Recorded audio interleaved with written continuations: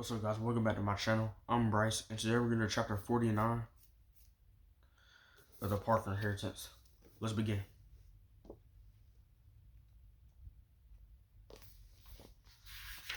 Chapter 49. They had all agreed to meet at Brandon's house before heading to the bank. All the adults, including Miss McMillan, wore work clothes, jackets, and slacks and blouses. Her mom had even put on lipstick, which she hardly ever wore.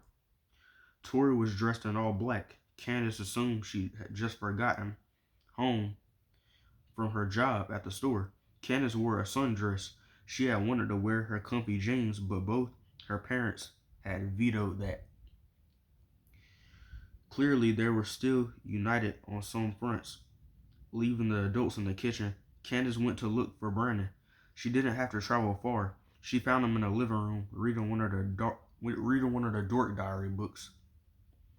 His tie was crooked. He slid over as Candace sat down next to him on the sofa. "Too much noise in there," he said. "How can you read at a time like this?" He shrugged. "It's a good book." She looked up as the stairs creaked. Mr. Gibbs entered the living room. Unlike everyone else, he wore his usual get-up: t-shirt, suspenders, and slacks. Candace glanced at Brandon. His gaze remained glued to the book. After acknowledging Candace with a nod, Mr. Gibbs sat down and snatched the remote from the coffee table. With his free hand, he pulled the lever on the recliner, leaning back. He powered on the TV and turned up the volume, way louder than it needed to be. Brandon stared at the same page in his book for another couple of minutes. His grandfather switched to a sports channel, then turned up the volume again. Brandon's mother popped her head into the room. "Why is that TV so—" "Oh, hey, Daddy." "Sure, you don't want to come with us?" Glancing at Brandon, he shook his head. "Don't want to go where I'm not appreciated." Facts. Brandon's mother closed her eyes. "I'm surrounded by children," she muttered. "Brandon, Candace, we're about to go." Candace heard her parents talking to Miss McMillan in the driveway. They must have used the back door. Brandon placed his book on the coffee table. Then he and Candace rose from the couch. As Brandon moved toward the front door, Mr. Gibbs picked up the book. A few pages later, he huffed and tossed it back on the table. His sneer was audible all the way across the room. Candace waited for Brandon to walk out first. "Be there in a second," she said. "Just forgot something." Once the door clicked shut, she leveled her gaze on Mr. Gibbs. "I want you to know there's nothing wrong with Brandon." Her voice was shaking, but she didn't care. She needed to say this. Brandon was her partner. She had his back. "He's the best thing that happened to me this summer. One of my best friends. He is what is good and right with this city, with the world. He is perfect just the way he is." Mr. Gibbs stared at her for a few seconds, like he wasn't quite sure what he was supposed to say. Almost like he didn't recognize her. But that was good. Candace figured he shouldn't recognize her. She wasn't a girl she had been when they first met. "It's hard out there for kids," Mr. Gibbs finally said. "Boys, black boys. Brandon's got to be tough." "He can't. He is perfect," Candace repeated. As she spoke, she wished that Milo and his mother and Mr. Rittenhauer and William Maynard and everyone else who had ever said anything mean to Brandon were sitting there. But they weren't, so his grandfather would have to do. "Back in my day, children didn't talk back to their elders." "Maybe not," she said. She looked directly at him. She wanted to be sure he got the message. "But I'm right about Brandon. I hope one day you can see that too."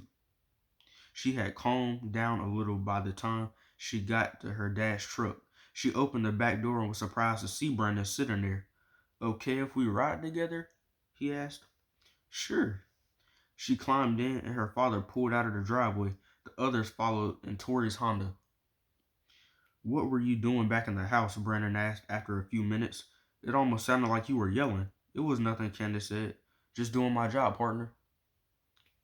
Brandon arched an eyebrow at her, but let it go. As they reached downtown, they passed a police car driving in the opposite direction. Candace glanced behind her. Tori drove with both hands locked on the steering wheel, her eyes straight ahead.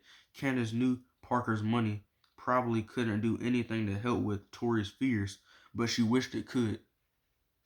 Once a Not once, only a couple hours sat in the parking lot when they arrived at the bank. Everything looked dark inside. Before they could knock, Mrs. Sawyer, the manager, appeared behind the glass door. She unlocked it and ushered in the group. "You've multiplied," she said. "These are our parents," Candace said. "We filled them in on everything." "That was wise," a woman said, walking toward the group.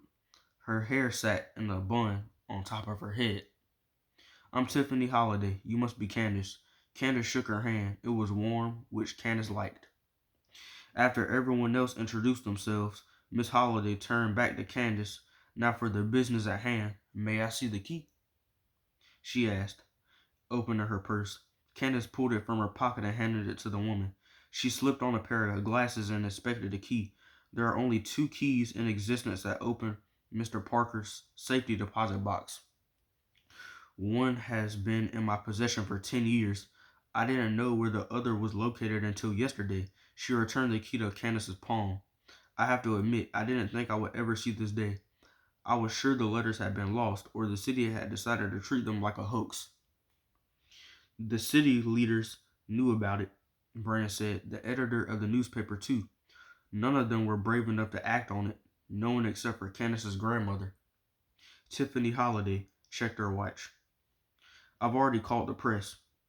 They'll be here in 30 minutes. They will want to know your story. Mr. Parker's story, the city story." Candace's father stepped forward.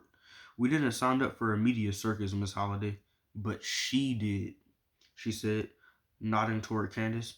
"It was in the letter," Brandon said. "The city has to admit how the Washingtons were driven out of town. If you want to gain Mr. Parker's inheritance, you will have to do the same," Miss Holiday said. "You will have to be part of telling their history." Candace looked at Brandon. "It's an important story," she said. "It deserves to be told. Not just his story. Siobhan and Leanne and Big Dubs as well." She rubbed her bracelet. "And my grandma's too," she thought. Miss Holiday smiled. "Well, it seems you have done your homework. I know some of Mr. Parker's true background. Perhaps we know enough between us to piece it all together." She squeezed Candace's shoulder. "He would have been proud. I think he found a worthy heir." "Do you know if he's still alive?" Brennan asked. "I like to believe he's out there somewhere, enjoying another chance as Reginald Bradley." Tiffany Holiday opened her purse again and pulled out a small key. "Candace, are you ready?" Candace took Brandon's hand, then nodded. "Good." Miss Holiday turned to the bank manager. "It's time to collect Mr. Parker's inheritance." And that was chapter 49. So tomorrow I'll be reading chapter 50. And that's about it. Peace out.